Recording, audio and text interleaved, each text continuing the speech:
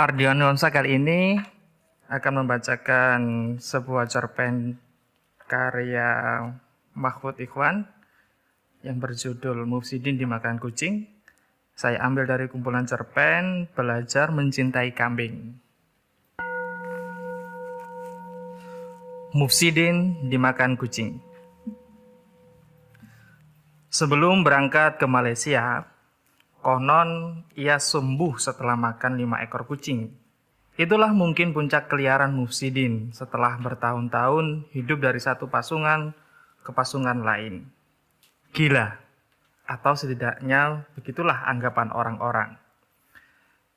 Dengan perapian yang dibuat sendiri, demikian dikisahkan, kucing-kucing itu dipanggangnya hidup-hidup. Itu satu cerita, tapi cerita lain mengisahkan bahwa ia memakan kucing itu hidup-hidup. Dibrakotnya begitu saja. Sudahlah, tak usah dibayangkan. Matang atau mentahan, tetap saja itu membuat bergidik. Aku yakin tidak aku sendiri yang merasa mual ketika mendengar cerita itu. Yang jadi pertanyaan, apakah ia benar-benar telah sembuh berkat kucing-kucing itu? Dari mana dan dengan ciri apa Mufsidin dinyatakan sembuh? Seingatku, kegilaan Mufsidin jenisnya aneh. Di desaku biasanya disebut dengan istilah edan tahun, kegilaan yang menaun. Orang yang edan tahun bisa dengan tiba-tiba sembuh, tapi dengan gampang juga kambuh lagi. Ia pernah dibawa ke rumah sakit jiwa, tapi setelah pulang malah jadi lebih parah. Soal kegilaan yang dideritanya, konon itu hubungannya dengan namanya. Aku tidak percaya, tapi aku tidak bisa mengabaikan omongan orang. Meskipun enak didengar, yang tahu agama akan mengerti Mufsidin itu kata yang buruk. Tidak seharusnya dijadikan nama. Itu kata Al-Quran untuk menyebut kaum yang berbuat kerusakan. Tapi, karena awam, mana tahu orang tua Mufsidin itu soal begituan. Wong ada dinya, itu sudah pasti bagus. Konon, begitu kata bapaknya. Dan jadilah nama itu. Karena nama adalah doa, itulah yang kemudian terwujud pada sifat Mufsidin. Ia tumbuh jadi pemuda badung, suka bikin onar, doyan minum sejak remaja, kecanduan judi, tidak ketulungan. Juga hobi kepelacuran sejak punya penghasilan. Pokoknya rusak. Namun di pertengahan usia 20-an, ia mengalami kejadian yang hampir merenggut nyawanya. Katanya ular welang mematok tangannya. Kalau telah ditangani, ia akan mati atau setidaknya cacat seumur hidup. Atas saran seseorang, aku tak tahu siapa, ia berobat ke seorang kiai di sebuah pondok yang jauh, yang tak banyak orang mengetahuinya. Aku juga tak tahu itu di mana. 2 tahun nyantrik, ia pulang. Bukan saja sembuh, tapi kembali sebagai seorang yang berbeda. Dan namanya juga berbeda. Namaku sekarang Mursyidin, artinya orang-orang yang mendapat bimbingan. Begitu kata Mufsidin. Karena kebiasaan orang-orang masih saja memanggilnya Mufsidin, tapi semua orang mengakui bahwa Mufsidin memang telah berubah. Tidak saja sembuh dari sifat-sifat buruknya, ia juga jauh lebih alim. Ia sangat mudah ditemui di masjid. Orang-orang ikut bersyukur meskipun tetap saja memanggilnya Mufsidin. Tapi lama-kelamaan orang-orang mendapati bahwa ada yang tidak beres dengannya. Ada yang bilang ia keberatan ilmu, tak kuat menjalankan amalan.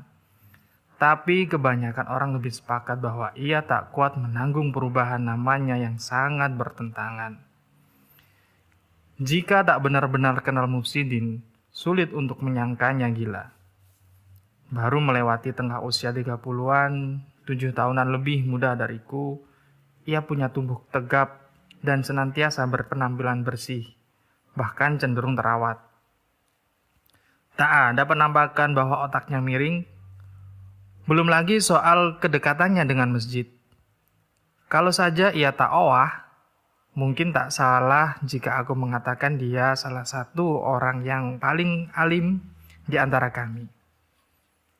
Perlu kukatakan, dan ini sebenarnya aneh, bahwa kegilaan itu justru tampak pada tingkah Mufsidin kalau di masjid. Aku pernah melihat sendiri, sebelum ada jemaah subuh datang, Mufsidin telah mengitari masjid dengan hikmat. Ia mengkomat-kamitkan nama Tuhan dengan lafal yang setahuku hanya dia sendiri yang menguasainya. Lafal itu aneh. Bukan doa-doa yang biasa. Bukan pula wirid yang dikenal. Tidak juga kutipan ayat Al-Quran. Aku tak pernah dengar sebelumnya. Begitu juga orang-orang lain.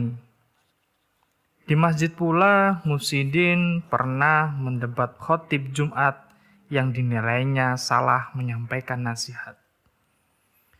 Baiklah, tentu saja itu tak cukup untuk membuktikan bahwa Mufsidin gila. Tapi coba dengar yang berikut. Suatu malam, 4 orang peronda yang sedang asik main karambol dibikin lari terbirit-birit karena Mufsidin mengacungi mereka parang sembari meneriakkan takbir. Ya, orang-orang bisa memahami. Ia begitu membenci judi atau permainan yang dianggapnya bisa dijadikan ajang judi karena keinginannya menebus dosa masa lalu. Tapi mengejar-ngejar orang yang main karambol tentu itu sudah keterlaluan. Mufsidin juga paling benci dengan kendaraan yang dipacu kencang di jalan desa yang sempit. Melihat ada kendaraan yang tidak sopan, ia tak segan menghadang. Dengan sebongkah batu sekepalan telah siap di tangan. Masalah seberapa batas kencang dan tidaknya tentu saja Mufsidin yang punya ukuran. Tambah lagi, dia paling tidak suka dengan apa yang disebutnya tindakan syirik. Ia selalu berkoar, ia akan menjadi musuh nomor 1 dari dukun-dukun di desaku, yang jumlahnya tak sedikit. Ia bisa dengan tiba-tiba berada di tengah-tengah pertigaan, dan menantang para dukun itu sembari mengacungkan celurit. Atau bahkan ia pernah langsung meluruk ke rumah si dukun, mendampratnya, menyemburkan sumpah serapa, menggulingkan anglo kemenyannya. Terakhir, ia memporak-porandakan tenda pengantin seorang warga, karena dianggapnya merebut hak jalan orang lain. Sampai di sini, lengkaplah sudah Mufsidin dianggap gila. Ia digelandang ramai-ramai, tangannya dirangket, dan kakinya digenjat 2 balok kayu kelor. Nyaris setahun ia dipasung. Dan dalam kondisi itulah kucing-kucing itu dimakannya. Dan katanya sembuh. Setelah 1 tahun berlalu, orang sudah mulai melupakannya. Kecuali bahwa sejak itu, orang akan mengenalinya dengan nama yang panjang. Mufsidin makan kucing. Tak ada keributan yang dibikinnya. Ia kalem di masjid. Ia mendiamkan khotib Jumat, meskipun aku sendiri pun tahu kalau khotbahnya ngawur. Tak ada lagi orang ronda yang diambuknya. Tidak pula ada dukun yang dilabraknya. Ia bahkan hanya tersenyum tenang ketika anak-anak meledeknya. Mufsidin makan kucing, Mufsidin makan kucing. Semua orang merasa lega tatkala mendengar Mufsidin memutuskan merantau ke Malaysia. Mungkin aku juga. Sebab, terus terang, mengingat posisiku di masyarakat, ia memang merepotkan. Kalau kumat setidaknya jauh dari rumah, demikian pendapat kebanyakan orang. Aku sepakat. Dan ketika kabar tentang Mufsidin tak pernah terdengar, orang pun tak membicarakannya. Nyaris melupakannya. Sampai dengan malam ini, ketika aku kembali mengingatnya, Mufsidin makan kucing. Waktu Isya baru saja lewat ketika aku dan 3 anakku sedang asik membukai kiriman dari pamannya anak-anak. Sementara istriku yang buka layanan jahit masih mencicil mengerjakan pesanan jahitan.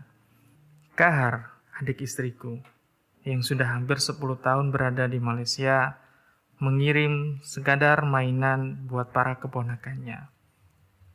Itu hal rutin, karena keluarga yang di desa cuma kami. Maka cipratan ringgit tak kemana. Mesin obras istriku bahkan sepenuhnya dibeli pakai uang adiknya itu.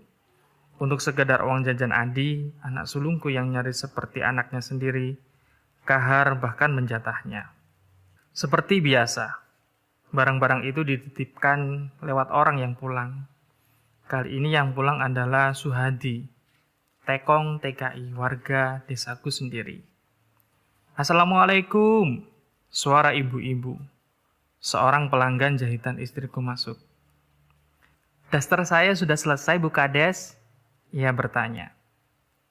Mereka terlibat transaksi, sementara aku dan anak-anak masih asik membongkar satu tas penuh kiriman Kahar. Adi tampak ceria ketika ia mengeluarkan satu set Nintendo terbaru dari dalam tas. Ini seperti punya Ipung, Pak. Ya, Yanto anakku nomor 2. Gantian bersorak tatkala menemukan beberapa keping VCD India.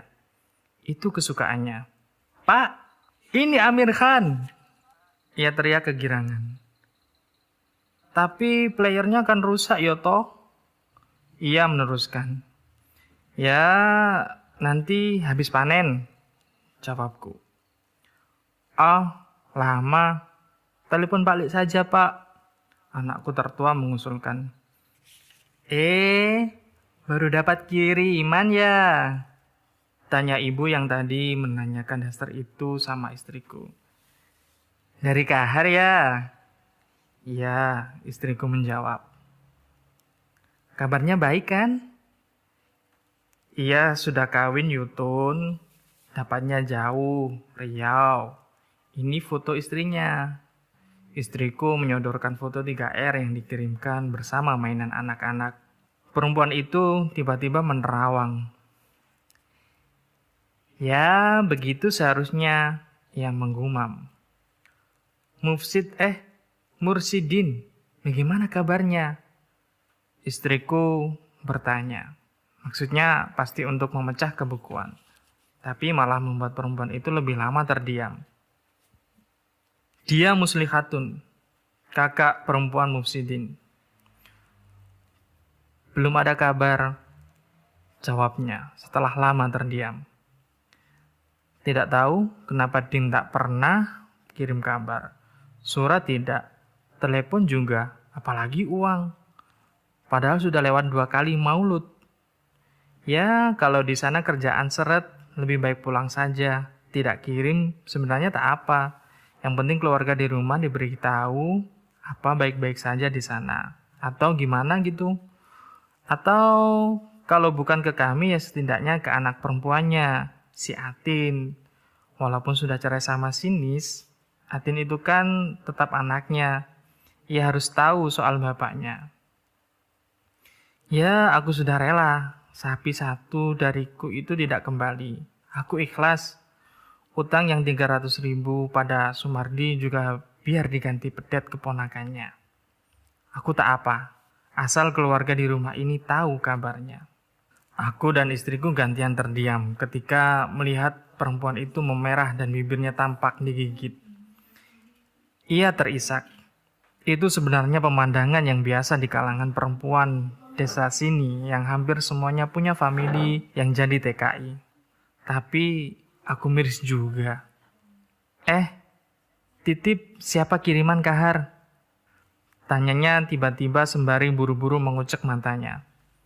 Suhadi datang. Ada sedikit kecerahan di wajahnya. Saya pamit. Mau ke tempat Suhadi sebentar. Siapa tahu ada kabar tentang Din.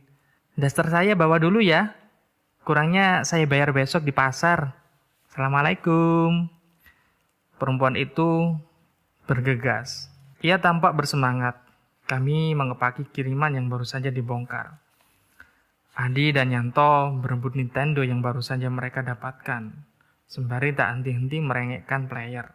Mereka sudah mengultimatum agar ibunya menelpon pamannya.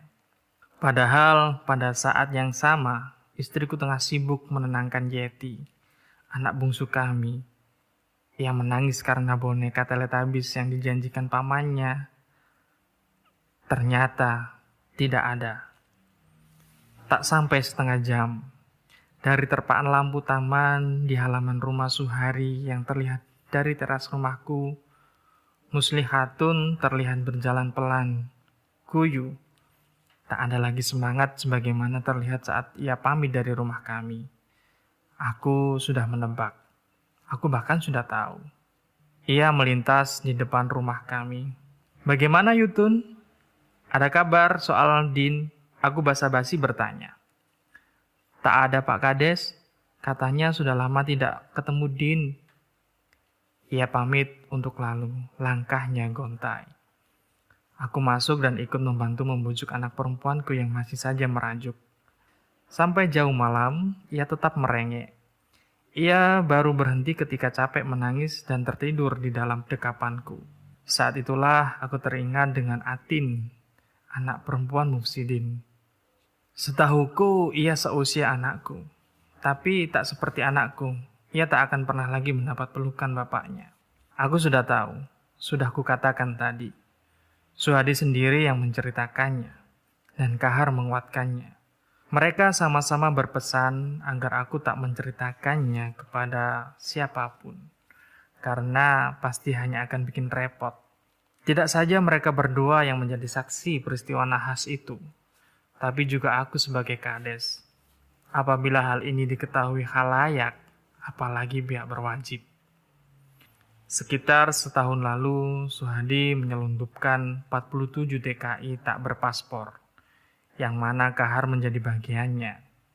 Melalui Dumai dengan memakai perahu pompong, mereka menyeberang Selat Malaka untuk sampai di satu titik di Malaka, menghindari patroli perbatasan. Mereka merapat untuk sementara di sebuah pulau di perairan situ. Jika detail cerita mereka benar, itu mungkin Pulau Rupat. Disitulah kejadiannya. Rombongan itu dengan susah payah akhirnya bisa menembus garis pantai Malaysia. Tapi dalam kondisi tidak komplit. 2 orang dari mereka tak bisa diselamatkan karena disergap harimau. Salah satunya Mufsidin. Aku tiba-tiba merasa sangat berdosa. Bukan saja karena tak melakukan apa yang seharusnya dilakukan aparat desa sepertiku, hanya karena adik iparku akan direpotkan. Tapi juga sempat kepikiran hal yang tak semestinya. Aku awalnya sulit percaya cerita itu, terutama karena yang bercerita adalah tekong seperti Suhadi. Tapi setelah Kahar bercerita hal yang sama, dan lama-kelamaan aku tak menemukan alasan yang cukup untuk tak mempercayainya, aku kemudian mengecilkannya. Sudahlah. Hanya Mufsidin. Tak ada yang merasa kehilangan. Tak cukup sampai di situ. Aku menguatkan pengabaianku dengan menghubungkan harimau yang memakan Mufsidin dengan kucing yang dimakannya. Betapa brengseknya. Bagaimana bisa aku berpikir tentang karma untuk Mufsidin tanpa sama sekali kepikiran dengan karmaku sendiri. Aku menekap anak perempuanku erat-erat, menciumi ubun-ubunnya, dan membisikkan kata maaf ke telinganya. Lamongan, Yogyakarta, Januari 2002.